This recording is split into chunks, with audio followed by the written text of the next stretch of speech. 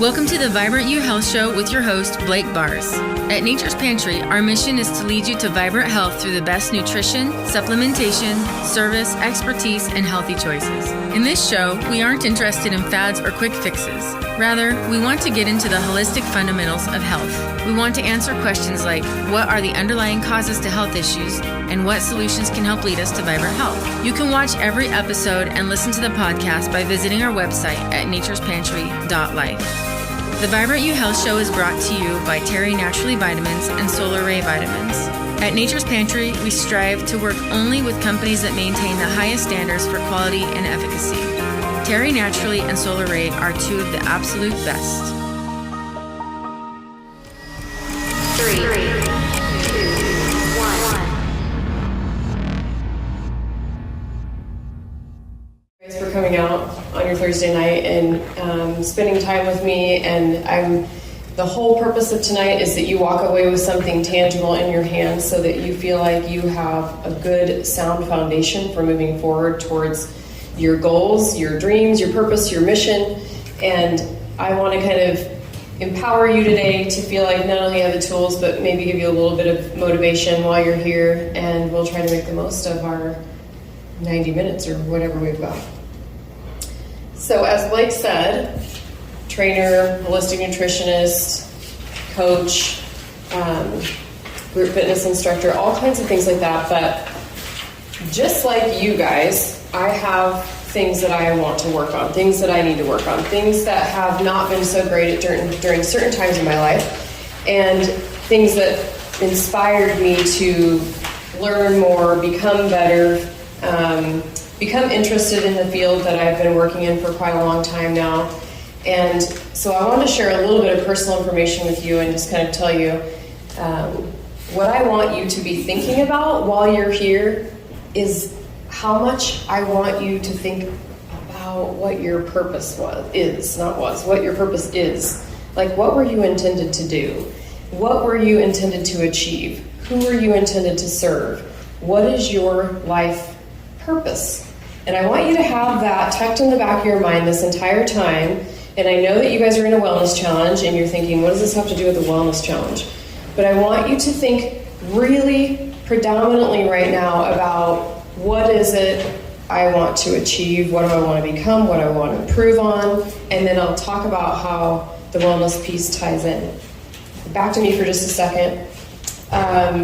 Multiple things have happened in my life, but one of the biggest things for me in finding huge passion towards this work started when I was an athlete, then as a coach, but really set hold in watching my dad become sick, who was this tough guy who worked really hard, who's never had a drop of alcohol, never used a drug, never had coffee, just a very healthy, wholesome lifestyle. And then found himself with advanced stages of liver failure, diabetes, non-alcoholic fatty liver disease, losing eyesight, losing mass and strength and function and all kinds of things, and almost losing him multiple times now. And watching somebody suffer that you're really close to will highly encourage you, or some of us, to figure out why, and that need to know why, and that need to want to heal him and make sure and ensure that others don't have to suffer that way is a big reason for me, a big motivation behind some of my work. And I want you guys to use that example as something in your life. Think about the things that have happened to you and the things that have encouraged you to go down different paths in your life.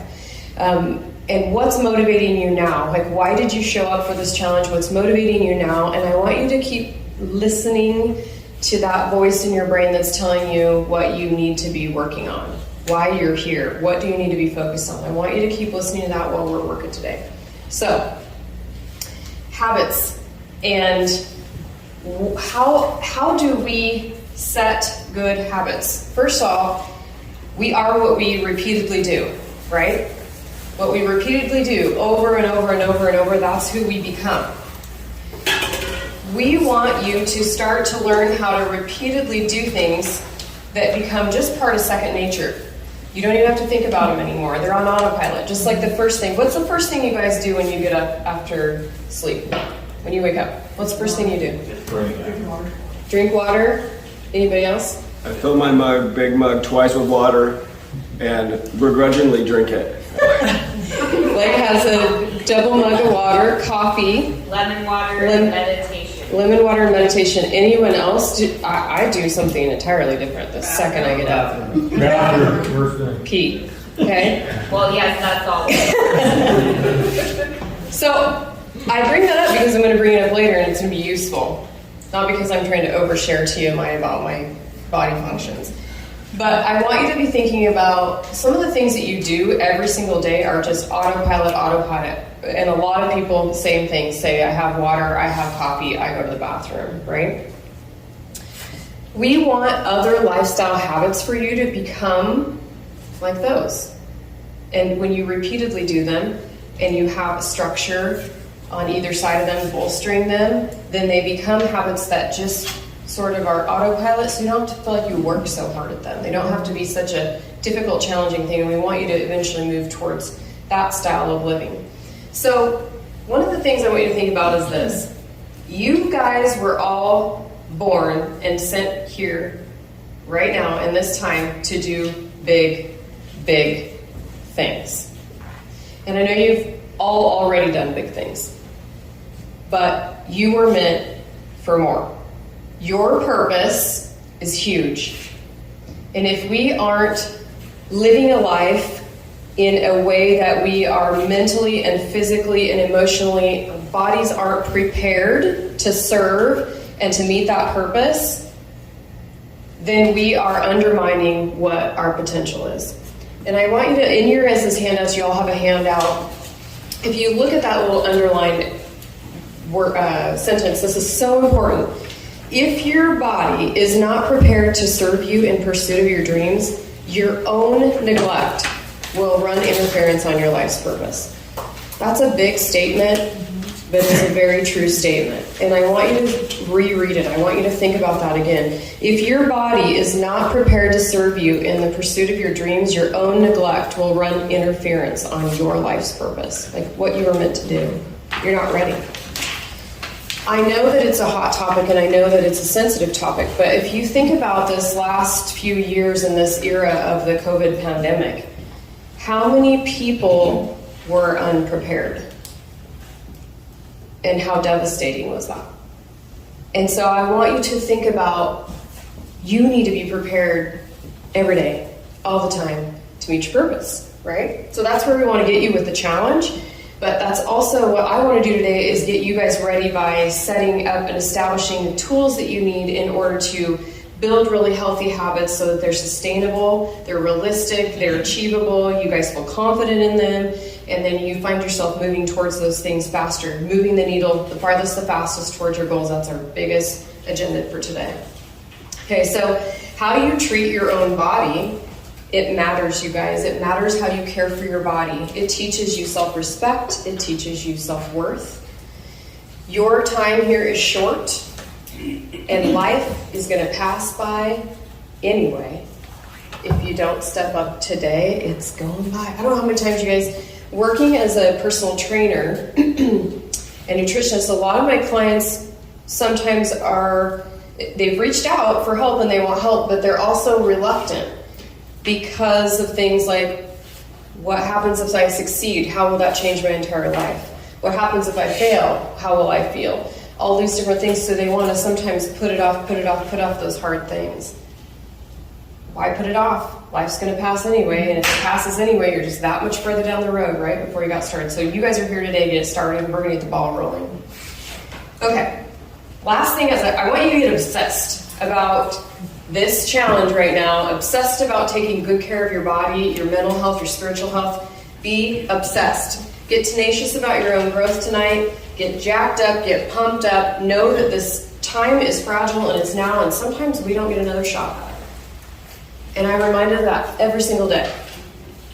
And I know that, like, celebrity people aren't supposed to be like something that we focus on or whatever, but there's certain people sometimes, out there that are really good mentors. And I went to a workshop in Texas, must have been 2019, with Rachel and Dave Hollis, I don't know if anybody knows those guys.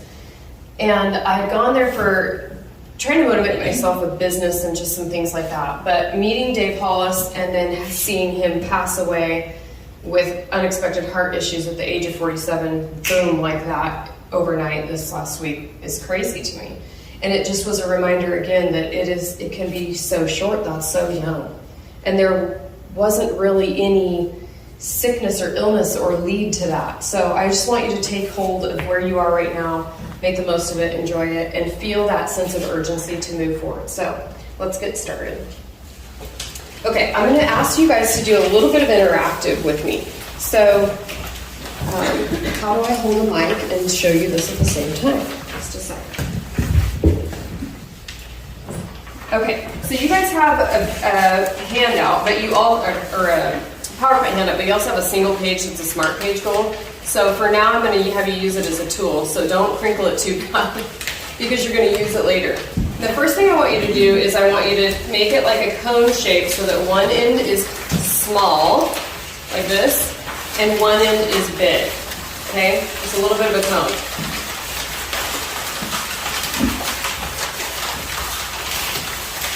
And I want you to point the small end towards you first. How long have you been practicing how to do this? Blake's failing behind the camera. You can't see him, but okay. This could be used for many things, but we're going to use it with the intention of me giving you some imagery and a visual perspective of what it's like to hone your focus.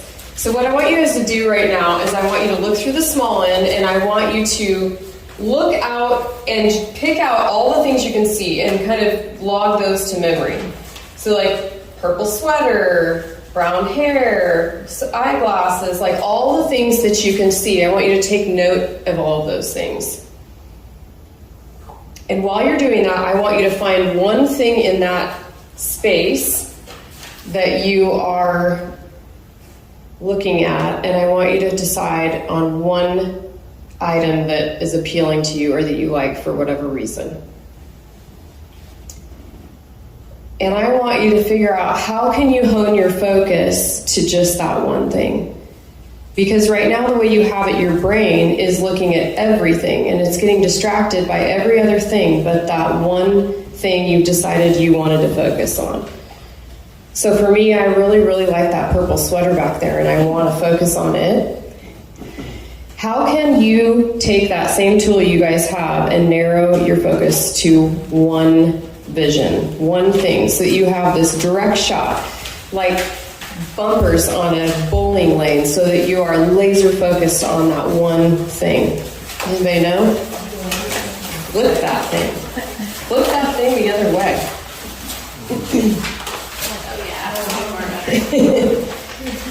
What happens is when you are able to create goals and you're able to create systems and processes that help you hone your focus, you have that laser drive where everything else isn't kind of like a distraction, because we have lots of wants, right? Lots of things we want to change, lots of things we want to improve, but we've got to hone into one thing, and to be the most effective, we've got to figure out what one thing are we going to focus on today, because we can't do 10 at a time, okay? So we want to simplify today, and the point of that little activity was just to get you guys to realize if you are seeing everything and having inputs of everything else all the time, you're going to be distracted and you're going to have a difficult time getting your focus home so you can be accomplishing one thing at a time and then rolling in the next and rolling in the next. And it kind of just happens naturally once you get started. But do you think is like social media kind of distracting? Like that's probably fine. Tons. Social media. Do they get points for not being on social media? We should make, is it on there? I was thinking it was. Yep, less than 2 hours of recreational less screen than time. 2 hours, right. Well, I think, hold on 1 second while I get it. Recreational. Yeah. I'll give you an example of something for me that is a challenge. Saying no. And I'm not trying to toot my own horn, but I'm telling you guys, when you get good at things, then people come to you and they want you to do more of those things. And you want to do more of those things because you're good at those things. And you feel like that's your purpose, and you want to serve and you want to serve and you want to serve, but sometimes you have to say no. So that's an area for me that can get me a little bit distracted. Keith will tell you that social media after dinner can get me a little distracted. I can be a scroller, just aimless because I want my brain to kind of shut off from all the things I've done all day, but that doesn't help me get to bed, and I know that, and I coach my clients not to do that, of course. So we have lots of healthy habits to try to put in their place. But I want you guys to be thinking about some of those things that are kind of barriers for you that have been getting in your way, and how we're going to remove them later. James Clear is somebody I love. I don't know if you guys have read the book Atomic Habits. If you haven't, a little shout out to James Clear, who I don't personally know, but love his book. He also has a website with free quotes that are sent to you once a week, and he doesn't bombard you with anything else, which is really nice. But just quotes that make you think, and I liked this one. I thought it was fitting. In a world where information is abundant and easy to access, the real advantage is knowing where to focus. Okay, so this is going to seem like a leap, but because we're in a health challenge, I want to tie in some of the things that we're going to talk about today. Remember, I'm going to remind you, you're thinking about your purpose. What's your goal? What's your mission in this life? What's a big, huge, freaking thing you want to do? I want you to have that in the back of your head. But I also want you to think about how your body needs to be prepared to become that, to do that, to make those changes. And so I want you to think about, there's a few categories that I have tried to hone things into, and the first one is sleep optimization. And the reason I have it first is because it is first. This is the number one most important thing you will do in all of your health, is get enough quality sleep. And of course, there's a million things that play into that, right? So this is... I'm going to go through these really quick, you guys. If you have questions about them, then please be interactive with me, ask questions. But I'm just going to kind of touch on some of these points. How many hours of sleep are optimal for most adults? 7 to 9. 7 to 9. And everybody's a little different, right? I mean, some people can get away with a little sliver less or a little sliver more, but 7 to 9 is optimal. So if 7 to 9 is optimal, and when I say optimal, it means that you have the opportunity to get enough sleep that your body is cleaning itself. So at nighttime, I don't know if you guys know this, but you have cerebral spinal fluid that's whooshing up and down your spine, and it's cleaning out toxins and plaques from the brain and getting rid of junk. It's helping you heal, helping your body repair. You also have all kinds of growth hormones that are effective at that time and helping you sleep and repair. So the 7 to 9 hours is critical for optimizing that. Some other things that I just mentioned, like growth hormones and hormones, but serotonin and GABA. Serotonin is your hormone that helps you wake up and be bright in the morning, okay? But serotonin is your hormone that gets turned into melatonin, and most people know what melatonin is. It's what helps you go to sleep at night. So if you don't have serotonin, you can't make melatonin. So if you have poor serotonin production, you probably have poor melatonin, okay, production. So where does your serotonin and your GABA predominantly get created? Who creates it? Gut. What in the gut? You? Microbes. Bacteria. Most of your serotonin and your GABA are produced in your gut microbiome by bacteria, beneficial bacteria, commensal bacteria. So, if you don't eat enough whole foods, diverse fruits, vegetables, nuts, seeds, herbs, greens, mushrooms, a little bit of lean meat, the things, if you don't get time in the soil, if you don't get time outdoors, if you don't get time touching an animal or another human here or there, all the things, then you don't have a very diverse gut microbiome, which can weaken some of these things that you think are your human body functioning, but they are actually these beneficial microbes functioning within the human body, helping you function. So it's really important. And Blake, before, I don't even know if we were on yet, but before we started, he was talking a little bit about immunity, and we were talking about when people get sick and how that's built. Well, a lot of that's built from having not just interaction with like viruses and things like that, or pathogenic bacteria, but beneficial bacteria. A lot of it's established from those that are helping you in their commensal. And they help you do things like this. They help with sleep, they help with mood, they help with digestion, absorption, reducing nausea, wound healing, bone remodeling, blood clotting, sexual desire. That's a lot of things. They help reduce inflammation. They make short-chain fatty acids that stamp out inflammation naturally. So a lot of people that have like lots of pain, autoimmune diseases, joint pain, a lot of those things have to do with like imbalances in the gut. And that can be not just pathogenic or viral or mold or things like that in the gut. That can just be that you're missing some of the beneficial things by not eating maybe things like fermented foods or whole foods, diverse foods grown in lots of places, things like that. Things that have been sprayed with too much pesticide or herbicide, so then there's not a lot of bacteria for a microbiome. So those are some things I want you guys to think about. Sleep cycles are regulated by morning and evening light. Did you guys know that? Anybody know that? So your sleep cycles are directly correlated to morning and evening light. It's so important that you get morning light before 10 a.m. and that you get evening light by sunset. And that means that your eyes need to be on that light without a window between you. That can be hard to do sometimes, especially in the winter, right? Which is one of the reasons we sometimes suffer with some sleep issues or mental health issues or things like that in the wintertime. It's tough. And we don't have the luxury in our modern world of being able to not go to work at certain times and certain hours and sleeping until it's light and then going to bed when it's dark, right? Or at least most of us don't. I don't yet. Someday. Food. Food affects your sleep. Food affects your sleep in this way especially. How close you eat your food before bed. When you eat carbohydrates, and by the way, carbohydrates aren't just starches, it's not just grains and breads and things like that, it's every fruit and every vegetable. Most foods have a little bit of carbohydrate. When you have a carbohydrate, your body receives glucose, and when your body receives glucose, the pancreas has to produce insulin in order to shuttle that glucose to where it needs to go, so that it can be used for energy or for storage for later. And it also works as a protectant. It has lots of duties, really.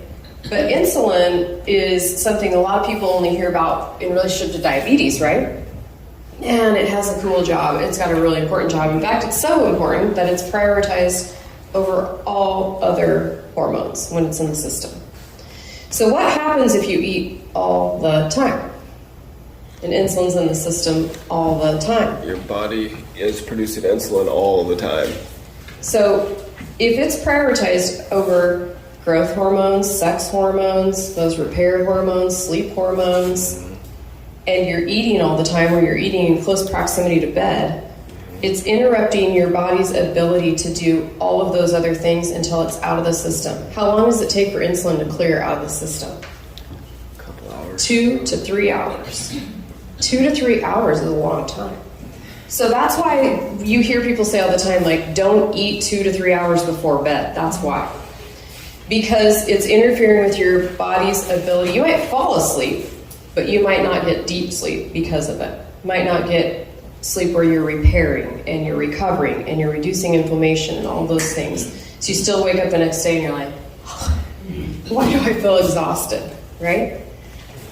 So not snacking right up until bedtime is a really important thing, trying to cut that window off and move into a new state after that of doing other things where you're in prayer or meditation or listening to music that's at low levels, reading a book, but not things that are going to get you excited and worked up and Okay, so no stimulants after 2 o'clock, meaning like caffeine, sugar, alcohol. Those interfere with your normal sleep cycles.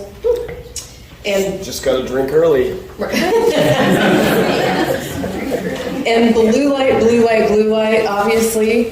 Have you guys ever, so I used to read my books on my phone. And I would get into bed and like staggering exhausted. But I just can't put it down. Like the most addictive drug you've ever seen in your life, that blue light. Because it constantly stimulates the brain. It lights up the receptor sites in the brain, much like cocaine, much like heroin do, much like sugar does.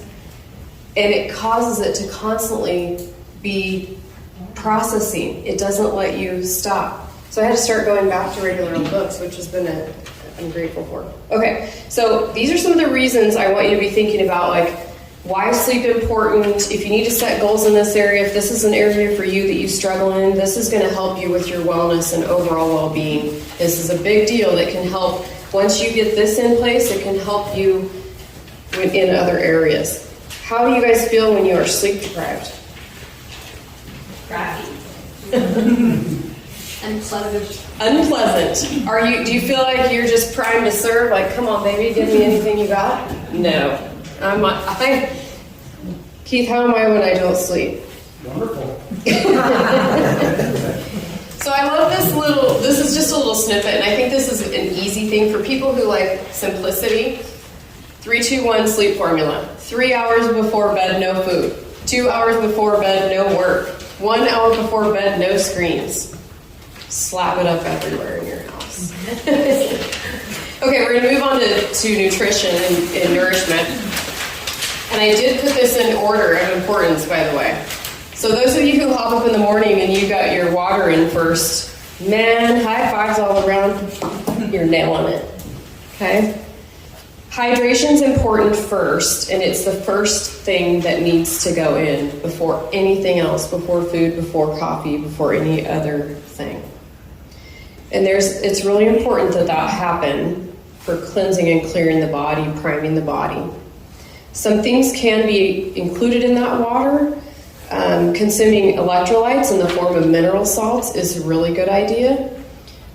Some people, and of course, some people, depending on their health conditions, might need to take a look at that, so that might not be for every person. But I often get asked as a trainer, like, what's the best pre-workout? What's the best electrolyte? And the best is literally sea salt. And downstairs at Nature's Pantry, we have Redmond sea salt. I don't work for them, but I love theirs the most. Yeah. Redmond sea salt's out of Utah from the salt beds, and it's really high quality and has a good diverse scope, and it's a very good electrolyte. And a lot of people go, oh, how much? Tiny amount, pinch, sprinkle in 20 to 24 ounces of water. I say like no more than 1/4 teaspoon. If you're getting a ton of salt in processed foods, you're going to be told to avoid salt. Like, even this probably is not a good idea. What happens if you have too much salt? Your potassium levels go down. Yes. And so you want to keep the potassium levels up, which can take a long time. But if you're eating a whole food processed diet or a whole food unprocessed diet, you're okay to add salt. And anything you cook at home is going to be far bit superior than a processed thing. That's a really good point. Really good point to bring up, Blake, is that, I'm speaking to eating a whole foods diet. I'm not speaking to adding that if you're already eating, like Taco Time and McDonald's if you're eating processed food all the time, or a lot of things in a box, a bag with a barcode, those kind of things are going to tend to already have a powerful punch in that area. And you probably don't need to add more. I know for me, I'm eating almost entirely whole foods, and so adding salt and pepper and herbs and spices to my food is pretty critical. But what does this do? What do electrolytes do for you? And actually, electrolytes help you feel hydrated, so they help you feel bright. When you aren't hydrated, you actually feel very fatigued and got fog, which is a lot of reason why our society goes to caffeine and using caffeinated things for upper. which isn't really an upper. It actually is bringing you down, and then you have to have more than brings you down because you're having this cortisol response attached to it. So if you can learn to properly hydrate and properly sleep, you probably won't need any caffeine. I also get food cravings when I'm dehydrated. Yes. There's one other thing too, and you do have to watch out for overhydration if you don't get enough salt in the day. That's true. If you drink too much water. Too much water without enough salt can be, we talked about that actually before we started, can be a dangerous thing. Diluting the cellular fluid too much is without salt in it, if you're not getting enough, is dangerous. Without enough electrolytes, the water will just go through you, Yeah. and you're not going to be actually hydrating the cells. It's kind of like that plant you let dry out, and then all of a sudden you're like, oh yeah, you put a gallon on it, and it goes, and it dies anyway. That's sort of the same effect. Okay, so one of the things that's most important about your food, let's talk about your food. And this is a really easy hack, you guys. And I'm talking about whole foods here, not processed foods, but whole foods. A very easy hack for keeping your blood sugar pretty level. I mean, it has to do this a little bit because you need energy. We have to have fuel. But to regulate your blood sugar, and why is it important I should say this, why is it important to regulate blood sugar? Do you guys know why? What's the number one reason why we would keep blood sugar from spiking and then dropping and spiking and dropping? There's a lot of reasons. Insulin resistance, you can end up with diabetes, there's a number of health risks, inflammation, etc. He just said the last one. So the last one is kind of what everything else that he said is caused by. So it creates a tremendous amount of inflammation in the body. When blood sugar spiked, insulin stays in the system over and over and over and over. Other hormones don't get to do their job to help clean and repair and recover, and it creates a tremendous amount of inflammation.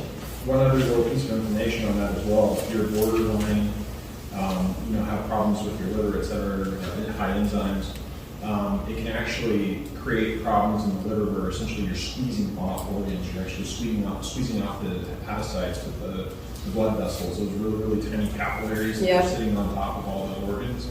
You can end up killing off a lot of that organ tissue specifically by increasing inflammation through things like high insulin. Yep. Which is why we have now a pandemic of non-alcoholic fatty liver disease, and why we're watching 2-year-olds be on lists for liver transplants because they were given juice in their bottles only, or 8-year-olds who are getting so much soda that they're on liver transplant lists and have diabetes and things like that. There's a couple of really good books out on that topic right now by an endocrinologist and a liver specialist out of UCLA, and it's pretty unreal, the experiences in 40 years of practice, what he has witnessed with kids, and he works predominantly in peds. And so it's pretty interesting what our food and the processed food is beginning to do. So processed foods, because the fiber's predominantly removed and we've added things to them, potentially salts and sugars and oils that are unhealthy, and those oils are unhealthy for lots of reasons, but those things can cause a lot of perforations in the intestinal tract lining. And the intestinal tract is like a very thin single cell lining, and it's bolstered on either side by a little mucus lining. But when you eat fiberless food, then the microbiome, the bacteria that are commensal and helpful and beneficial and that are doing things for you, they need something to eat. And if you don't give them fiber to eat, they eat you. Yum, yum. So guess what happens? That intestinal tract lining becomes leaky.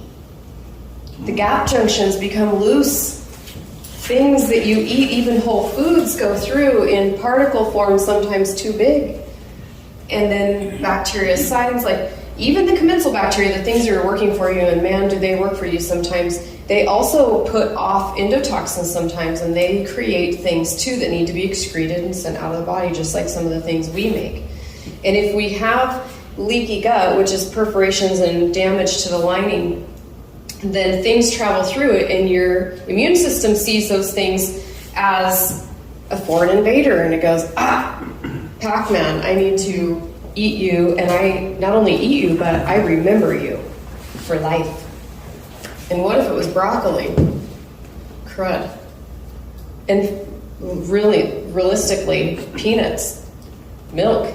Some of the things that there are food intolerances and allergies to that might be healthful foods can be because you have a leaky gut, you have damage to the intestinal tract lining, so some of those things are passing through and your body doesn't know that what it is, and so it makes memory of it, fights it off, becomes inflamed, has this immune response to it, and then it remembers that. So what we need to do is heal that lining, heal that lining, heal that lining, and keep the things that are supposed to go in that tube, and out. And only the things that are supposed to pass through, so we want good digestion and good absorption. Okay, there's so much to this, you guys, and we have a lot to do, so I don't want to get too stuck in the details, but I do want you to hear some of the reasons why it's so critical that we eat certain ways so that you know what. I think sometimes we rely so much on willpower instead of knowledge. Well, I know I shouldn't have that donut, but why? And if you don't know the why, then you can't make that decision about what's good to bless your body with and what isn't, right? You can't take a look at it and over time, willpower is fleeting. It's going to go away. But if you know, if you look at that and you go, that's not really food, it can start to register to make those decisions a little bit easier. Okay, so these are just some other things in there that I've given you guys notes on as far as like consume predominantly whole foods. We know what those are, how much protein potentially you want, and that depends entirely on who you are, what size you are, how much activity level you have, how old you are. Older people might need more than somebody else. An athlete who's an Olympic bodybuilder might need more than somebody else, and so on. So those things can vary, but we do want to talk a little bit about this. Elimination of processed foods, oils, added sugars, they cause cellular oxidation and glycation. That means that you rapidly toast yourself from the inside out. Those are called AGEs. When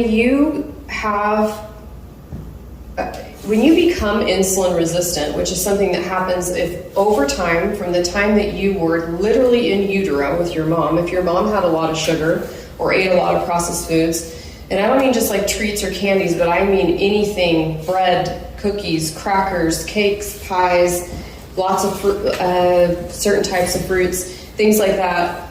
From the time you are today, that accumulative effect, if that happened frequently over time, you can do some damage to the point in which the receptor sites on your cells that where insulin goes to shuttle sugar, glucose, they get gummed up.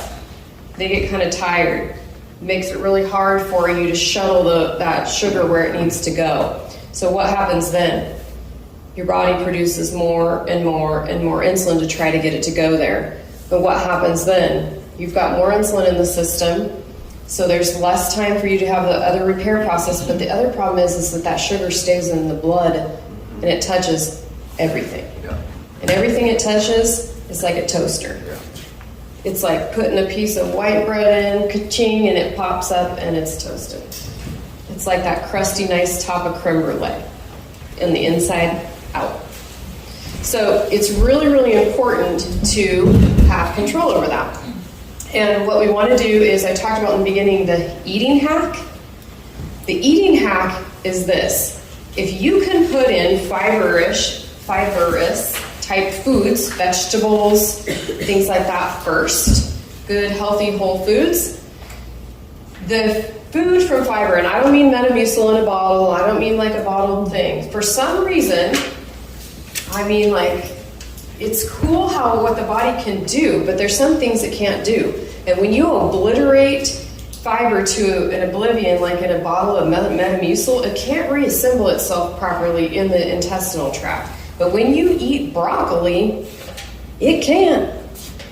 And it will create a gelatinous film around your intestinal tract and make it so that everything that comes after it slowly filters in a little bit slower. I guess I was saying slow twice, but it comes in a little bit slower. So if you stack in your veggies, and then your protein and fats, and then your fruits and starchy, carby type things, starchy vegetables. And then if you're gonna have dessert or sweets, things like that last, then you will slow the roll on that blood sugar spike or insulin spike, and that will also slow down how much you absorb, but also help slow down that inflammation process. So that order of eating is a sweet little trick. One other thing on that subject as well. I found out recently when you actually take something like a banana, for example, and you puree it or put it into a shake or something like that, you increase the amount of calories and the amount of sugar that you're absorbing from that thing by orders of magnitude. And it's incredible the amount of, because you're basically turning it into a giant nutrient soup. Yep. If you will, and your body's able to absorb that directly and much more quickly. Yeah. And so that's one of the things to be aware of when you're doing like milkshakes or smoothies or things like that. Yeah. Is that if you're packing a ton of food in there and you're blending it all together and you're putting it into your stomach and you're absorbing all of that in your stomach, it's going to go much more quickly. You're going to get a lot more out of it than if you had just eaten it. What he's saying is a really important note for you guys that are smoothie lovers. It doesn't mean you can't have smoothies, but you might pack some good amount of fat in there from seeds and avocado and maybe a little coconut oil or things like that, some nuts, so that you slow down a little bit of that gastric emptying into the intestinal tract, and it'll also help slow down some of that. What happens is mastication, chewing in the mouth is critical. So I know it sounds weird, but chew your smoothie. Because when you take time to do that, the enzymatic function starts with the pancreas and starts with digestion in the mouth, even before that, like when you even think about it, but when it hits the mouth. And so if you're kind of bypassing that and you pre-masticated it, pre-chewed it by blending it, ultra-processed and dumping it in, then it has a glycemic index or load that is higher than something that's a whole food, because you've taken everything and kind of blitzed it. So what a glycemic index or load is you've taken and measured in a 3-hour period how quick is that entering into the bloodstream and having impact on the blood, sugar on the blood. And so a blitzed banana versus a whole banana is going to have a much higher glycemic index than if you just ate that banana by itself, right? So think about those kind of things, I guess, when you're thinking about eliminating some inflammation and lowering caloric intake. One thing about calories, we talked about a little bit before we ever started today, and we were talking about how unfun it is to track calories. Caloric tracking is tough, man. But I'll tell you what, when you eat whole foods, you pretty much don't need to do that. And we can get into a host of reasons why, but whole foods, when they're eaten that way, just don't have, it's not a calorie for a calorie for a calorie. If I ate an ounce of almonds right now, there's at least 20% that the gut microbes are actually consuming or using from the fiber in it. I'm not getting that whole 100 calories. So a calorie was just something assigned by a doctor who decided way back early in the 1900s that when you take a food and you put it in an incinerator, it burns. How quick does it happen? It was a measurement that they took. Your body doesn't work exactly like that in a closed box. So it's not always the same. Calories in processed food are going to be very different than calories in whole food. I'm just going to say that. Yep. Okay, couple quick things. Eat organic when possible. Why? Do you guys know? I mean, I can remember when I first started learning about better nutrition, and I was like, oh, what's this like witchcraft, voodoo, organic stuff? And I grew up with a garden my whole life. And we grew our own food and had our own chickens and all those kinds of things. And so I felt like I was kind of this, living this pretty good life as it was. But what we've moved to commercially big time in the food space is, a whole different ballgame. And so we have a lot of soil that's missing the microbes in it that get transferred to the food that get transferred to you. So if we can remove those pesticides, herbicides that do that as much as possible, then we are not only not getting those toxins in the system, but we are also allowing our food to have a chance to carry a little bit more nutritional value, a little bit more benefit from diverse microbiome too.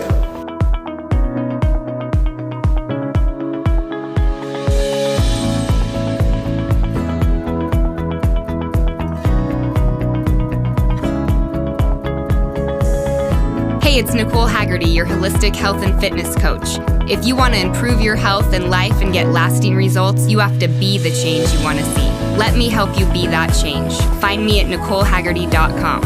Hey, Eastern Oregon. My name is Justin Hernandez. I specialize in sports performance training for middle school, high school, and college athletes. My program goal is to optimize an athlete's potential on all playing surfaces. The Breakfast Club motto is creating elite athletes, but even better leaders. This is Summer Steele of Body Say Ursa. I am a licensed massage therapist and certified personal trainer. I work with bodies of all shapes, sizes, and abilities to help them live a fuller and freer life. Connect with me on Instagram and Facebook under Body Say Ursa, Body SAORSA, or contact me at 541-786-5245. My name is Blake Bars, and I'm General Manager of Nature's Pantry here in La Grande. I had a terribly unhealthy lifestyle when I started working here. I just didn't know how simple and powerful healthy habits could be. Now I love being able to lead others to vibrant health here at the store, through the health show, and in the health challenges we host twice per year. Learn more at naturespantry.life. Hey friends, Lasa here with Wild Holistic Nutrition and Fitness. As a certified personal trainer and holistic nutritionist with 17 years of experience, I'm passionate about guiding others in their journey to wellness. I work in the areas of sports performance, group and individual fitness, personal training, behavioral and nutritional coaching, and gut biodome health and assessment. I'd love to help you feel good so that you can thrive and meet the purpose you were made for. Tim James here, founder of ChemicalFreeBody.com and host of the Health Heroes Show. After regaining my own health and having massive gut issues and surgery, I'm on a mission to help others do the same. If you're ready to make your health a priority, lose that weight, increase your energy, and just wake up and feel good, you can reach me at ChemicalFreeBody.com.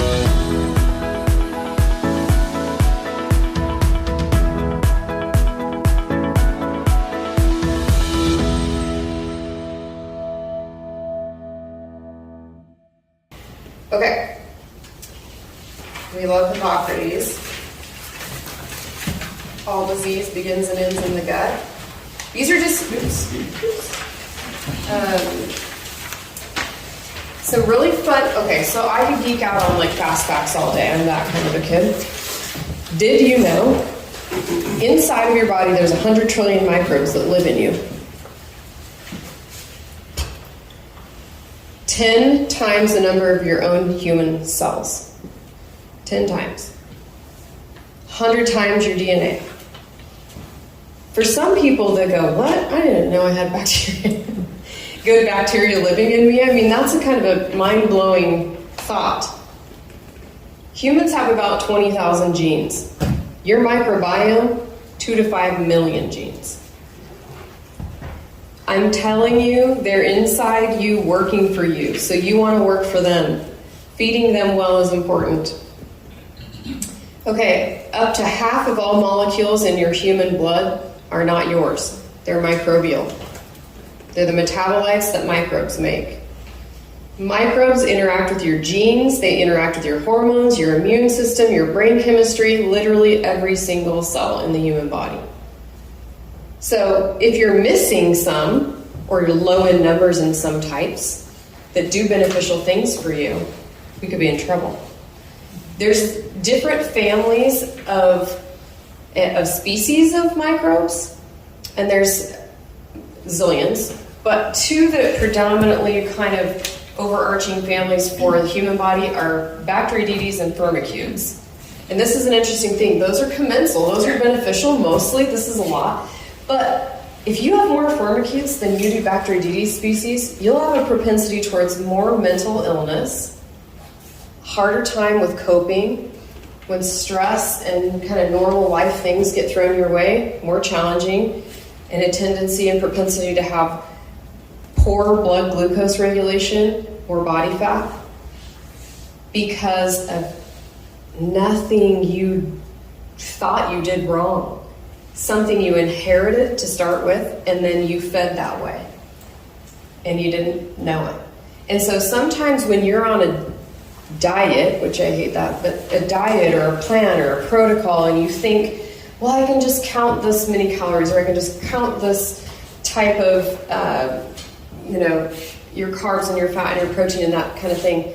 All those can be useful tools if you're not paying attention to eating whole foods, and it's why we talk about it all the time. And what comes with whole foods is because what comes with whole foods and what feeds whole foods is the diverse bacteria that are helping your whole body function. So a lot of the right things come from those types of foods and will shift your microbiome the other way. So you're not fighting desperately tooth and nail and feeling out of control and like you don't have control over all of these things. It's actually happening inside you for you. So that's just something I want to leave you with, that thought. If you ever have done things where you felt like, my gosh, I'm not in control here. I'm trying hard to remove it and I'm relying on willpower, and there's a reason that there's more to it. It's not just that will doesn't work forever. You have to actually get yourself back in charge and in control, and you can do that when you can keep your blood sugar level. Okay, so a couple of quick things. You guys shout out to me. What are things that you know negatively affect your microbiome? We've talked about several, but there's some things on there that we didn't talk about. Processed sugar. Herbicides, pesticides. Herbicides, pesticides, sugars. What else? Preservatives, chemicals. Preservatives, chemicals. What's alcohol do? Wipes it. It's like a sugars into your bloodstream. It does. It also takes your cell lining has these nice little, they're called tight gap junctions, sealed tight, and they're microscopic, and that's where absorption comes in. That's where the food's supposed to pass, is through those tight gap junctions. When you have alcohol, they go bloop, and they slack. Everything passes through. Yay! Antibiotics. What do antibiotics do? Kills them. Well, they don't. It's good and bad. There's good and bad. It can take out the good and it can take out the bad. And sometimes if you have resistant bacteria that's antibiotic resistant, it'll take out the good and leave the bad, and the bad grows because the good's gone. So what you need to know is your microbiome works like a garden, and that you need to weed it sometimes and by eating the right things, and you need to seed it by eating the right things, and feed it by eating the right things, and then you create balance in there. Okay. There's a couple things on there that we didn't talk about, but if you have poor oral care, microbiome starts here in the mouth, and it moves through the gum line, it moves through swallowing. So if you have poor oral care, what goes through the gum lines directly into the blood ends up in the gut. And there's a lot of pathogens in the mouth that affect inflammation, heart disease, liver disease, all of the autoimmune diseases, arthritis, not just the mouth. And then mouth breathing. For those of you who have trouble with that, mouth breathing can have a huge impact on your microbiome, because some of your microbiome are aerobic and they need oxygen. Okay, I'm going to skip a few here. How many of you guys, I'm going to date myself a little bit here, how many of you guys can remember the HBO show Fraggle Rock? Yeah. Okay. Well, I didn't really like the Fraggles, but I love the Doozers. And when I think about your microbiome, I think about the Doozers. And I think the Doozers are like the bacteria, and I just kind of love this little analogy. But they were living underground in tunnels under Fraggle Rock, and they were literally the construction workers they were architects, they were building, they were mining, they were making these elaborate networks of, this whole other city. And I think of them doing that, the bacteria doing that. They're making this elaborate network for you. So I just want you to know about them. I want you to tend to them. I want you to be nice to them. Feed them fiber. Feed them whole foods. Give them plenty of rest. Get good sleep. Okay, we need to move to another area real quick. So another important area in your wellness is muscle. Having plenty of muscle, functional muscle, getting movement, getting exercise, but I want to give a little shout out to muscle in itself. What's the importance of muscle to, we talked a lot about like blood sugar regulation, and what's the importance of muscle in that? Does anybody know? Burn energy.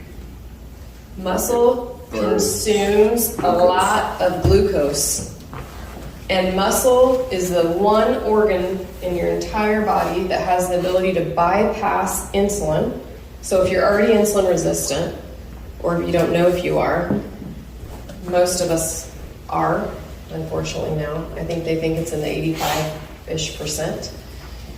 So if you're a little bit insulin resistant, you can bypass insulin if insulin isn't working quite right, if the receptor sites aren't nice and sticky and sensitive, then you can exercise and build muscle, and you can bypass temporarily that need for an insulin response, and you can suck that glucose to the muscle and shuttle it there. And that's so important because then it's out of the blood and it's not harming everything it touches. It also is important because then you can fuel your muscle, things like that. So when you're trying to lose weight, muscle is your best friend in the entire world. Move it, move it, move it, build it, build it, build it. You can't have enough of it. If you want to slowly age, more muscle, more muscle, more muscle. More strength training, more strength training, more strength training. Okay? If you are getting older, muscle is your best friend. Build it, move it, move it. What does that look like? Body weight squats with 200 pounds on your back. I don't care which one. Move it. Push-ups, pull-ups, knee push-ups, assisted pull-ups. Move your body in big ways. Make sure you are building muscle. Okay? That's such a critical component, you guys. Muscles are the largest producer of energy. They consume the most glucose. They help create insulin sensitivity. They make you harder to kill. They make you more resistant to chronic disease. Do you know that with the COVID thing, one of the things that they found out wasn't necessarily so much about being overweight that people were dying that had it, but it was that they had a compromised system where there wasn't enough muscle, enough of the mitochondria in muscle, which produce energy and create energy, for the body to sustain itself because the mass size was out of sync. So people that maybe were a little heavier but also had enough muscle mass to kind of counterbalance that usually did fine. A lot of people that didn't do well were the ones where there wasn't a balance between those two things. So I just want to kind of keep reiterating, what does it do? It keeps the brain, cardiovascular, respiratory systems healthy. It creates strength. It creates power, stability, balance, improves your bone density. For me, it's a huge outlet to detoxify my body and eliminate stress. And gosh dang it, when you look good, you feel good, and you're confident, and you feel empowered, and you feel more motivated, and you're better set for a position to serve and meet your greatest purpose.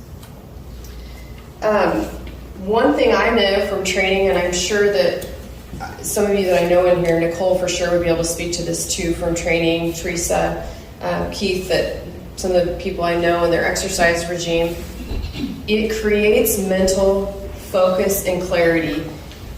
Like when you're doing your trainings and don't you feel like you're just sharpening your sword? Like you're honing that craft, like you've been given this one body to have, this one time, and you're honoring it. And it just feels good. And I want you guys to think about those things when you're out, whether it's going for a walk, whether it's doing some vigorous physical activity, really honoring your body and knowing that what it was here to do. Okay. Yeah, and I noticed that if for some reason I didn't get any movement in a few hours of time, like I feel like crap. I feel tired, I feel lethargic, and I'm like, oh man, I need to get up and move. So. Yeah. Okay, last area, managing stress, becoming self-aware. So talked a little bit about physical activity, but let's just talk about some of the things you could be doing. High intensity interval training, strength training, all different kinds, cardio, walking, dancing, running, biking, hiking, swimming, rowing. There's a gazillion things. What are other things that you can do to help be self-aware and to manage your stress? Prayer, meditation, time with family, time with others where you're really connecting, meaningful connection, taking time to rest, taking breaks, spending more time in nature, specifically in green space, breathing, being in contact with the ground. I know that sounds weird. I know that was another thing that I was like, what's this woo-woo stuff?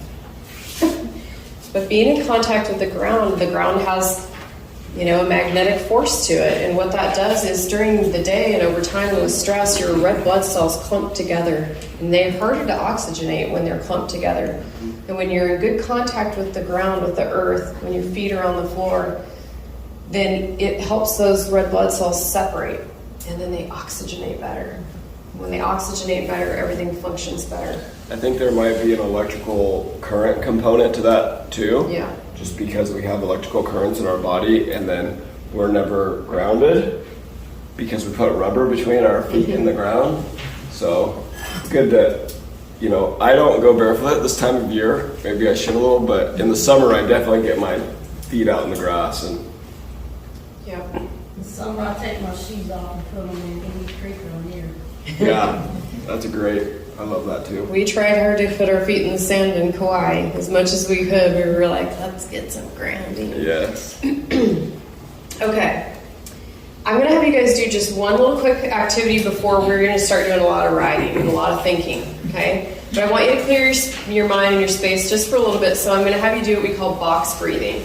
In box breathing, I want you to get in your chair, I want you to sit upright, and then roll your shoulders up and then back, and then I want you to put your hands on your thighs, your feet are flat on the floor, and then I want you to just kind of let your body relax in that position. You're going to close your eyes for me, and you're going to breathe in to a count of 4, and you're going to hold it for 4, then you're going to breathe out for a count of 4, and then you're going to repeat that process. And we're going to just do that for about 2 minutes, maybe. We're online too, so I don't know how that's going to work. But I want you guys to be able to kind of relax and get in a good headspace so that we can start working together on your goal setting. Okay? So here we go. Close those eyes and we're going to start. You guys, I want you to feel that breath coming in through your nose. It's important that it's through your nose. 4 count. Pause, hold it for 4. Breathe out for 4. Pause for 4 at that bottom and then repeat.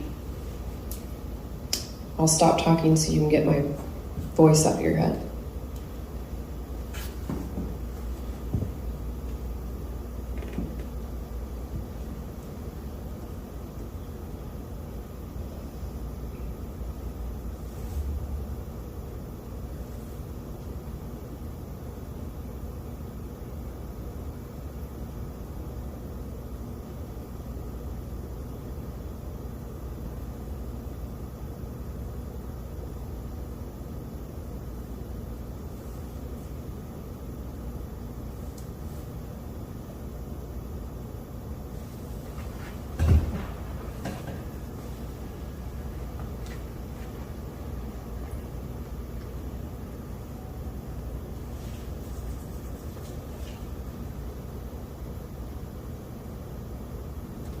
Okay, I want you to start to kind of come back to me and just kind of let it out. And then we're going to talk a little bit about this one thing before we start writing down. I know what I'm doing right now in this moment is something I was meant to do. And not everybody has that luxury of kind of knowing, like, I know I'm in my purpose, right? And in some areas, I'm still trying to find that. Some areas, I'm like, I haven't met that goal yet. I have been through goal-setting classes in college. I've been able to go back through those. And it's been so cool to see all these things I've gotten to check off. You know what one of the things is that's still on that list? Marriage. It's still eluded me. And I bring it up and I talk about it to others and be honest about it because it's something that I dearly want and it's important, that I hold in very high regard and I think is kind of a fundamental, foundational thing that's important in this life. Not everybody might think that. But that's an area for me that's a goal. And that might seem like a weird goal.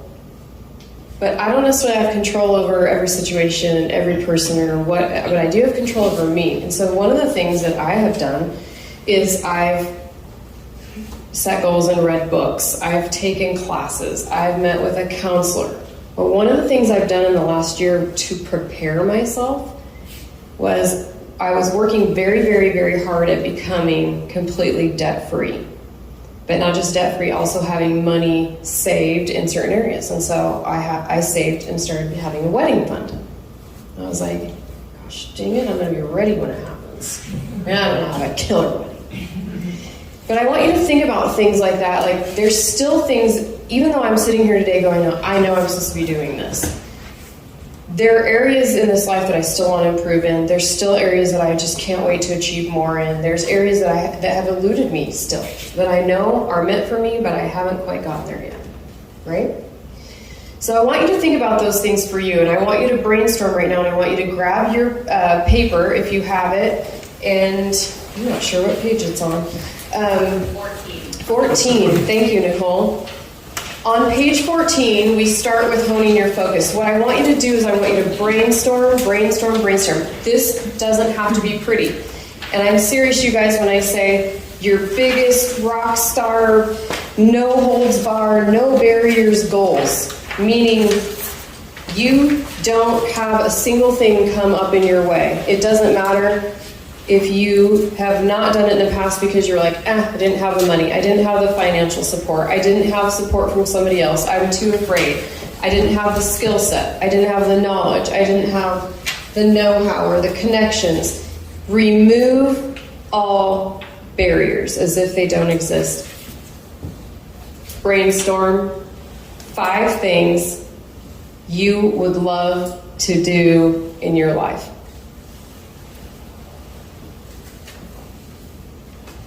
If you struggle in this area, I can give you some ideas of how widespread I have had people share with me. I want to write a book. I want to sing like Pink. I want to be a foster parent. I want to be a better dad. I want better connection with my daughter. I want to become a massage therapist. I want to open my own business someday. The list is long.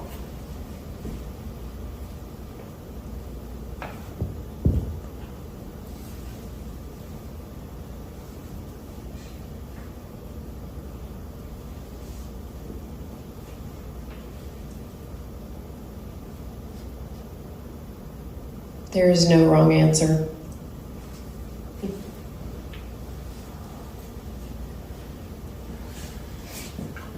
When you've at least got 3, or we can try to get 3.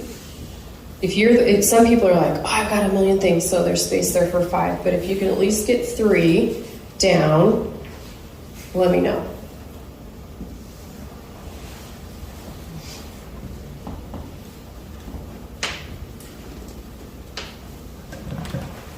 Does anybody have one they'd like to share?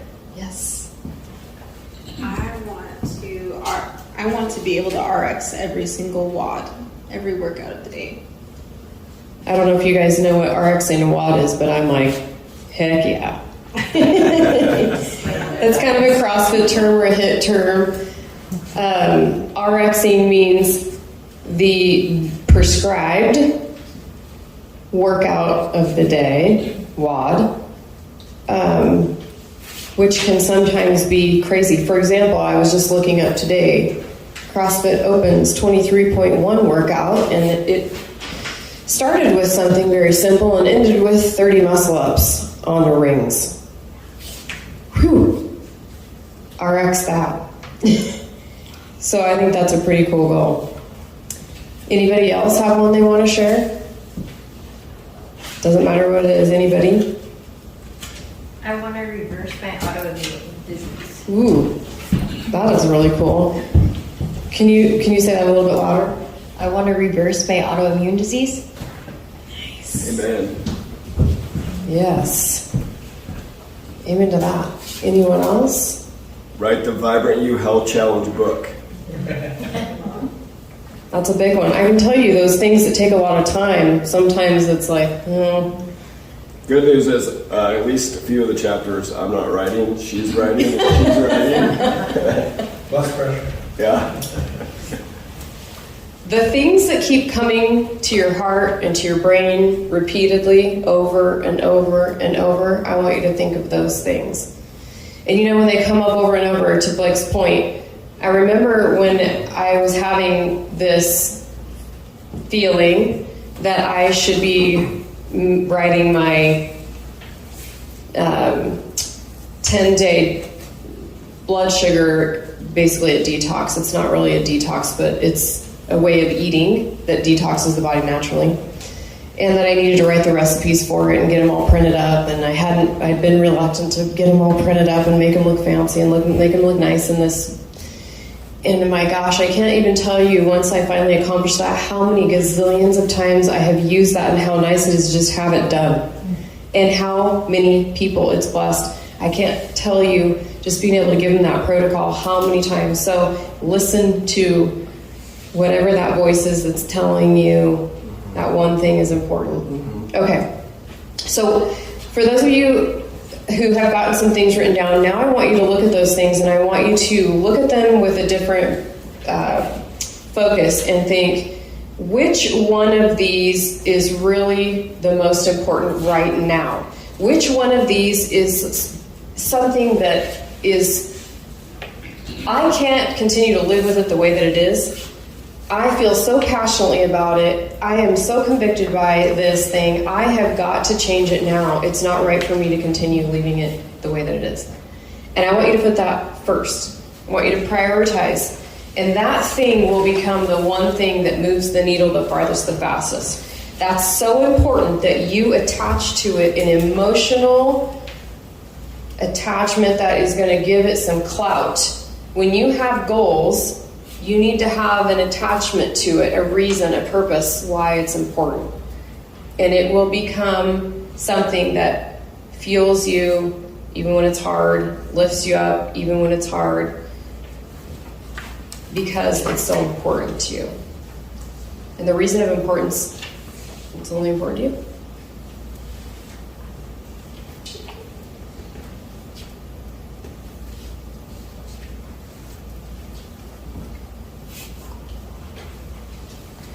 Does anybody have one that they want to share, or did anybody share one that wasn't their priority, that they are going to switch it and move it to something else? I'll share one. That'd be great. I want to be that ground for my grandkids. I want to be healthy enough for them to be in their lives for a long time. That's really, really important. If you guys didn't hear her, she wants to be that grandma that is really present in her grandchildren's lives, and she's there long-term, long time, and can really have that relationship and impact. And that's a very special thing. Commend you for making that a priority. What I want you to do now is I want you to take that one thing that you put on top, that one priority, and I want you to think about, in the past, what's kept you from doing it, all those barriers that we talked about before. Not enough money, my husband won't support me, I don't have enough time in the day, there's not enough hours, all these limits that you put on yourself. I want you to think back and think there are no restrictions, there are no financial limits, there are no fears, there are no lack of support, there's no lack of skills, no doubts. And I want you to just think of right now, instead of thinking what you don't have or what you can't get, I want you to think of, what do I need to get? What do I need to obtain? So I'll give you an example, and I want you to work backwards to the beginning. Let's say I want to write a book. I haven't done that before. Well, I don't even know where to start. So one of the things that first pops into my mind that I might brainstorm and write down is, I need an editor, I need a topic, I need content, I need a publisher, all these things. So I want you to think about, are there skills I need to obtain? I had somebody one time say, I really want to be a foster parent. They'd already had their kids go through the house and they just wanted to give back. I said, well, what do you need to do to get yourself closer? And they said, clean my house. That'd be a good starting point. Make it organized in a way that small children could be in it and it would be safe. Make the phone call. Fill out the paperwork. So I want you to think about where you are now. It doesn't matter what your goal is, but I want you to think about, what am I missing right now? Whether it's money, skills, time, whatever. And I want you to think about that, and I want you to brainstorm what they are. It doesn't, any order.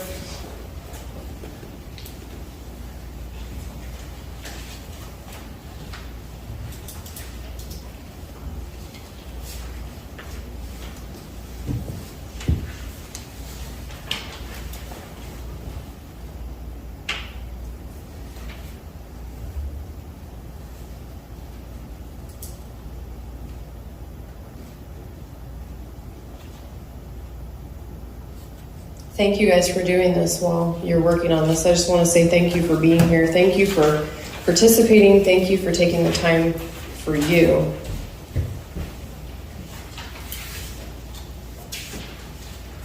Thank you.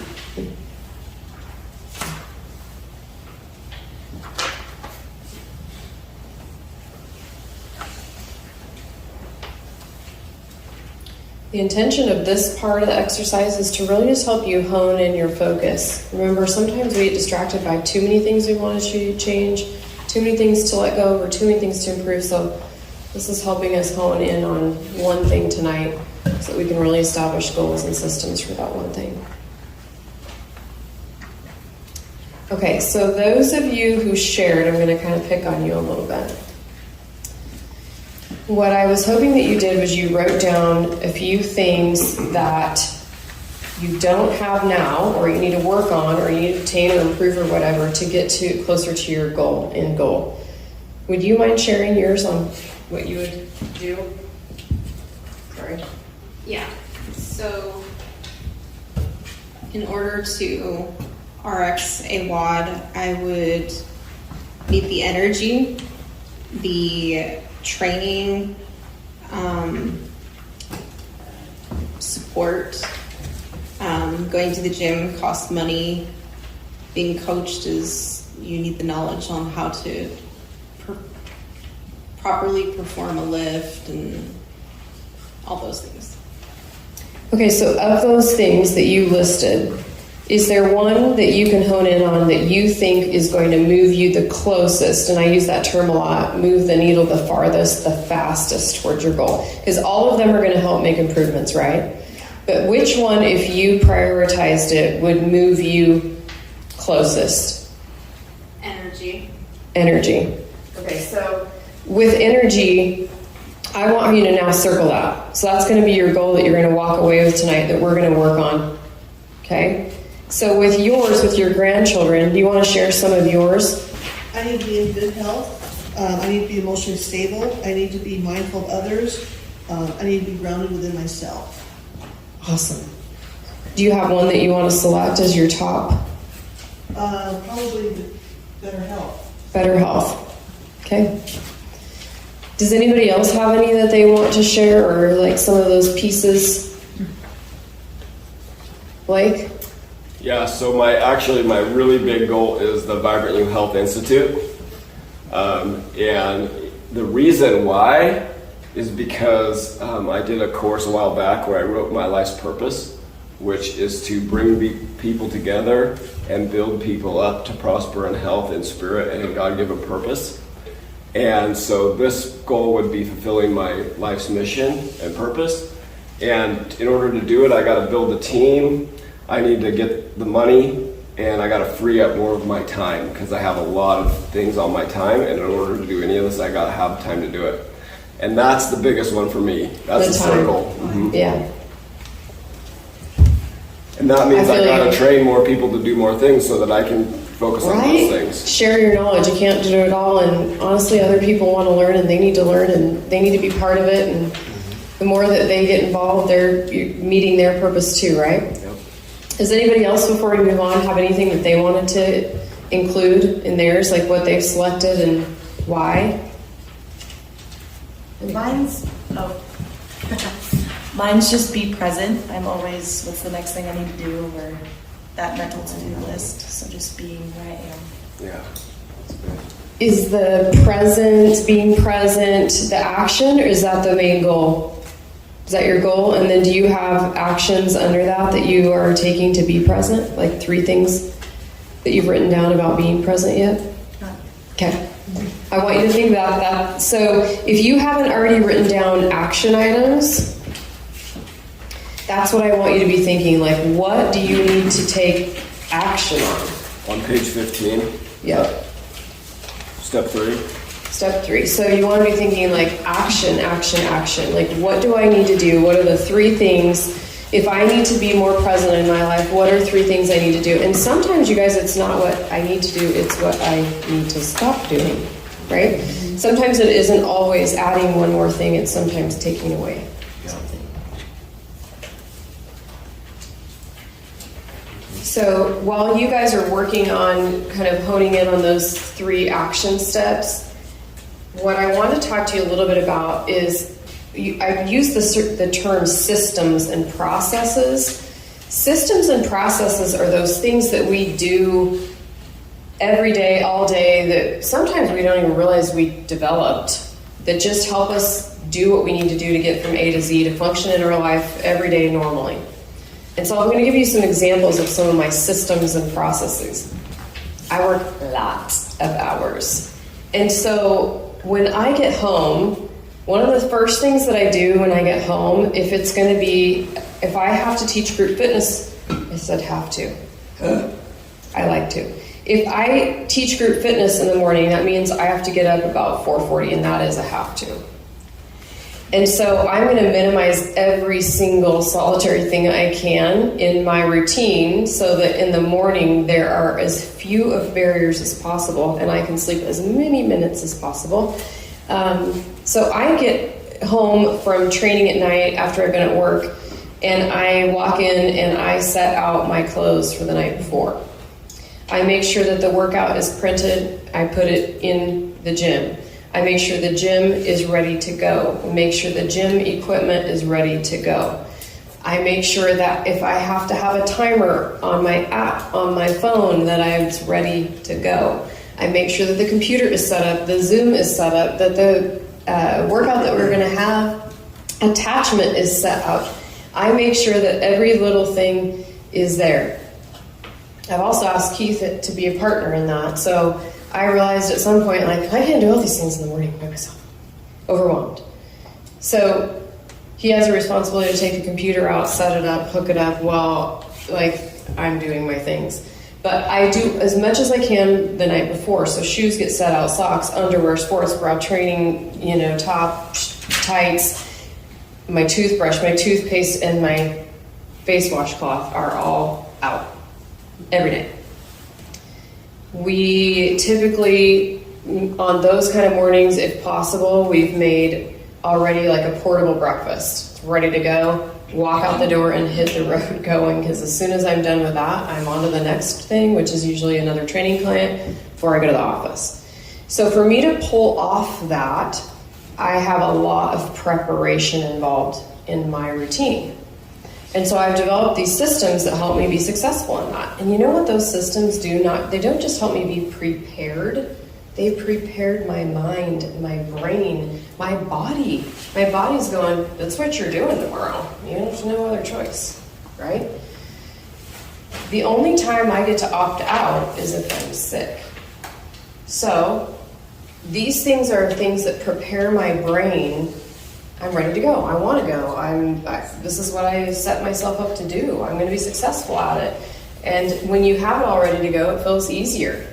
But if you're not ready to go in those ways, so let's say fitness is one of your goals, or more exercise or more movement or things like that, minimize what you've got to do the next morning. And then when I go to bed, try really, really, really hard to know that there's a strict time I want to actually be asleep. So what time do I need to get in bed in order to ensure that I'm actually asleep by that time? Because my goal is 8 hours every night, every night, every night, every night, right?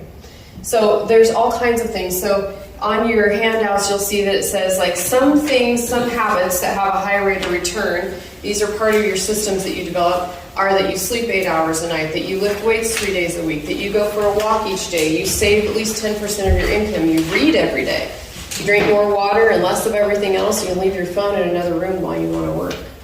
These are things that are examples of habits, but what are the systems that are going to support those? So what I just talked about are some of my systems. So I want you to be thinking about, I'm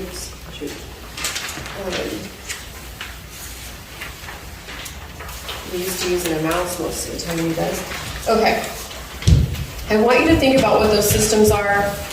I want you to think about how those are going to help you bolster what you're going to do, because pretty soon we're going to get out that SMART goal form and you're going to be filling that whole thing out tonight. Okay. Eliminating sometimes the bad alone isn't enough. It rarely works. So you've got to focus on replacing the bad with good. So some of those examples in the health and wellness area might be like, if you're taking out unhealthy snacks, what are you going to replace them with? Because if you don't replace them, you will go back to whatever you were doing before. So put something else in its place. If you're taking out chips, put in healthy nuts. Put in some veggie sticks and green apple slices and peanut butter. So I want you to think about that. If you're taking out TV and social media, what are you going to put in its place? Educational books, podcasts, interaction with another human, intentional time, lunch with your grandma.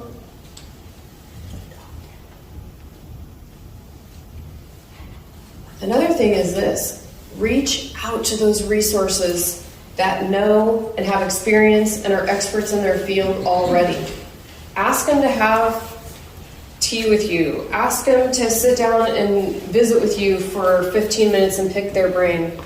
I bet they'll do it. Ask them to mentor you or to teach you something or to gain something from them. But reach out to professionals, depending on what your goals are, whether it's financial experts, whether it's nutrition, a nutritionist, whether it's you're trying to learn how to play the guitar, a musician. Whatever it is, reach out to somebody who's already an expert in that field. Don't reinvent the wheel. Okay. Last few things. Stop worrying about how long it's going to take and just freaking get started, right? Move that out of your way. Time's going to pass either way, so let's just get started. Okay. Last week, I'm skipping pretty quick, you guys, on a few things. You guys can go back through and have these handouts so that you can review these later. But I want you to think a little bit about what to do to create a good habit and actually how to break a bad habit. So creating a good habit includes being intentional. So when you write down your goal tonight, when you write on the SMART form, and we're going to use the SMART template, I want you to use language that's intentional. I will do what behavior, at what time, in what location. I will. Okay, be intentional. Habit stack. What's habit stacking? One of the things we brought up in the beginning, what's the first thing that you guys do in the morning? You have your water, you go to the bathroom, you have coffee. Habit stacking means something that your body is absolutely already home. It knows to do it without even thinking. I mean, I don't think about going to the bathroom before, I just go. So if I want to start adding more movement and I want the least path to that, the least amount of barrier, in other words, like in my mind I'm thinking, well, I don't have a gym membership yet, I don't have a lot of money, I don't have equipment. Well, you can still move your body. So what would be one thing that you could do at home with body weight movement that you could habit stack with a habit you already have in place? Well, I pee first thing. So let's say I'm going to add push-ups. So I'm going to add push-ups to when I go to the bathroom. And that's going to be my trigger. And I'm going to put something right where I am so it's highly visible. First thing I see it, wake up, so that while I'm going to the bathroom, it's across from me. Push-ups. Okay? It's a trigger. Habit stacking means stack another habit that you're trying to implement, a new one or a hard one, with something that you've already mastered. It's a really good way to be a reminder for you. Okay. Create an optimal environment. Make the cues of good habits obvious and visible. We just said that. What would be places you would hear them, know them? You know what another one I do is? And I've shared this lots of times. My friends think that I'm a weirdo. Use your phone calendar for reminders for everything. I have a very busy schedule. What was one of my main goals that I wanted to do? And I'm really imperfect at a lot of things, obviously, but I really want to be married. And when I live this crazy schedule of 14, 16-hour days, when I come home, I'm like zombified. And Keith's been off work since 3:30, and he's like, ready to roll, let's talk. And I'm like, no, leave me alone. Which is not normally me. I'm pretty social, but in that moment, I am like, I need 5 minutes to not do anything. An empty black box in my brain and do nothing. But what I've done instead is I have put a reminder on my phone so that it literally goes off in the time that I drive from my work at Mountain Valley to home, and it says, be nice to Keith, essentially. Do you know what that reminds me when I'm sitting in the driveway that I'm like, take a breath. It's the same thing I used to do when I would travel to coach from work to North Powder, except I had 20 minutes instead of 5, where I could totally decompress, change mindsets, prepare myself for a new environment, and be present in that environment and try to be my best in that environment. And a lot of times, I'm telling you, I fail. But I'm at least reminding myself, and I'm putting it there, and I'm trying. So use your phone, use your calendar, use those things as tools for you. The other thing is, like, make it attractive. Make it fun, right? You guys, I did 75 hard for the first time last year, and I can tell you I learned some things about myself. This kid still loves a trophy. I love stickers. And I'm not kidding you, when I was getting so many steps a day, I had, one of the things I added to the 75 hard was not only that I had to do 2-a-day workouts, 45 minutes, one of which had to be outdoors every day. And it was the rainiest spring of all time, and I hate rain. And it was tough. I had also added to that I had to get so many steps because I was wanting to bring in the component of making sure I got my dog exercise every single time. So I couldn't just... Anyway, I'll tell you what, that became the craziest. When my watch would go off and I would get those steps and it would blow up with these fireworks and trophy, I was like...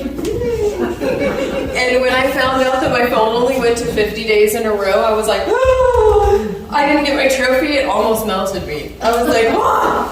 So make it attractive. Like for me, it was as simple as like, I still love a gold sticker, right? That was enough for me. For some people, it might be like, I'm buying a new pair of shoes when I get done with that challenge. If I make my goal, I'm going to put on a new dress. And, you know, it might be that I get to read a new book or take a trip, whatever it is, it might be small. For me, honestly, sometimes it was just acknowledgement that I did it. Okay, so another thing is join a community or a culture or a group where your desired behavior is normal. Okay?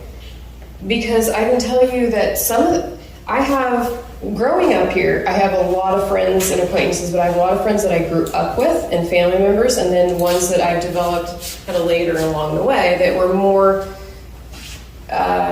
people that I align with because of the things I'm interested in now versus just that I went to school with them kind of a thing. And sometimes that doesn't mean that those relationships aren't still great, wonderful, healthy relationships that I adore and they're important to me. But sometimes those things, those people in those relationships that don't necessarily align with the things you're interested in aren't always your best accountability partners. In fact, sometimes you're like, whatever, what weird thing are you doing now? Like, and we can't have fun, And so you need to be aligning yourself with other people that are going to support you in that goal and that are going to champion your cause. Prepare your environment. Make sure that your future actions are easier. And that was my example of like, put everything out the night before. Get it ready to go. If one of yours is wellness, but it's related to food, meal prep. I can't tell you enough how important it is to do that. And then it just is so easy during the week to have nutritious whole food, and you just can kind of go on the fly. But preparation. Make it satisfying. Use reinforcements such as a reward. For completion, using a habit tracker, like so that you never break a streak, those kind of things. When you fail, get right back on track, never miss twice. When I use like reinforcement, one of the things, I'll use that 75 hard challenge again for me. That was one thing that I just really wanted to prove to I want to see what my body was capable of, but I wanted to prove to myself that I could follow through, and sugar's hard for me. And so removing that, and I ended up going 91 days, but that was really tough. And we were on vacation for part of it, and with friends, and they were having enjoyable beverages, and I was not. But I learned a lot during that time about what I didn't really need and didn't really want, and what other things could replace those things. And it was such value that I've been using that with my clients and for a whole other year now, and I cannot wait to do that challenge again. I'm going to do it here pretty quick and for the next within a month. But I would say that one of the things that was really critical for me is that right off the bat, once I decided, so tonight, once you've decided what you're doing, you guys can do you, but I know I immediately posted I was doing it on social media. And then I went, everyone knows. Not that everyone cares about what I'm doing in my life, but everyone knows. So if they see me, like, it was just a huge piece of accountability. If they see me, like, it's one more reinforcement. I can't have that. I can't have that. I'm not going to do that. I'm not going to participate in that. I'm not going to have that. And so it was just like all eyes, in my mind, it was like all eyes are on that, and you're not going to fail. And so it was one more way of having accountability without actually just going on asking an individual person. It was another means of doing that. And I felt very accountable in using that tool. Okay, so there are also ways to break bad habits, and some of you are trying to eliminate things, right? And not just add things. So one of the things that is really important is reduce your exposure to whatever that thing is you're trying to eliminate. Let's say it's having like that caramel frappuccino macchiato thing at Starbucks, I don't know. If you are in a pattern of driving that way and it's a trigger for you, and you just, it's like, you're feeling the magnetic pull in, go a different route. Drive a different way. Create more space. Another way to create more space might be telling people, I'm not doing that. So if they see you with it, they can hold you accountable. Tell them, hold me accountable. Okay. Make it attractive. Reframe your mindset to highlight the benefits of avoiding it. Yeah, what are the benefits of avoiding it? So I did a Whole30 once, and again, like sweets are always my thing, and I love chocolate. And so I put like my favorite chocolate bar in a drawer that I knew I was going to get in and out of like a dozen times a day.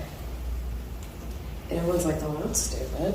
Why would you torture yourself like that? And what it was for me was it was an opportunity to remind myself that I was worth not breaking a promise to myself. And that was a big deal to me, because every single time I would open it, I would remake that promise that I wasn't going to break that promise to myself. I still have the pack of cigarettes that I quit with that has 11 cigarettes left in it. I love it, Nicole. That's such a cool thing. So sometimes some of those little torture devices, I guess, are good reminders of like why we're doing this. And you are worth it. You are worth keeping a promise to yourself during this whole process. Okay, increase friction between you and the bad habit. Increase the number of steps it takes to perform the bad habit. Commit. All in, all in, all in. When you leave here tonight, you gotta be all in. Gotta be all in. No doubts, no 1 foot out the door, no reservations. If you wanna make traction in your life, if you wanna move somewhere in a hurry, be all in. It's a game changer. Make it unsatisfying. Seek accountability through someone that will be available to observe your behavior and hold you accountable, and honor yourself. Create a contract with yourself. That's what I did. That you're not allowed to break. If you do, make the cost something like that is very high. Make it a high cost. Might be public acknowledgement of your promise you broke to yourself. That's tough. Maybe not for everybody. I wouldn't love doing it. And then replace your bad habit with, or your poor habit with, a good one. Okay. So, I think we've already kind of done this. This is your top actions, but just to reiterate, based on your top action, top 3 actions you guys wrote down, which ones you were going to move the needle the farthest towards your goal, we want to figure out what other processes, if any, can bolster that. So remember what I said, like, think about if I want to be a better grandparent and it's going to be like health and wellness, that's pretty broad, right? So we might pick one area in health and wellness, and then we might think about, like, okay, let's say that one area was that I needed to meal prep my food. Then we have to think about what kind of systems are going to surround that. So it's not just, yes, I'm going to meal prep. You know, the systems become things like, every Friday I'm going to do online grocery shopping, and I'm going to pick it up every Saturday, and every Saturday I'm going to, at 8 a.m. I'm going to pick it up and I'm going to bring it immediately home, and I'm going to wash all the fruit and the vegetables and chop it up and have it in the fridge. And on Sunday I'm going to put meat in a crock pot and have it ready to go. But those are what I mean about having systems in place, so that you have a process that supports what you're doing. Because it's idealistic to have the goal, but if you don't have processes in place, we don't go very far. So if you want to take a second to just think of some of those processes that you might need to support, and then we are going to move and cruise right into that SMART goal page. The information provided in this show is intended for your general knowledge only and is not medical advice. If you have or suspect you have a specific medical condition or disease, please consult your healthcare provider. If your provider has a strong understanding of nutrition and holistic health, even better. The opinions expressed on this show are those of the host and the guest and do not necessarily reflect the views of Nature's Pantry.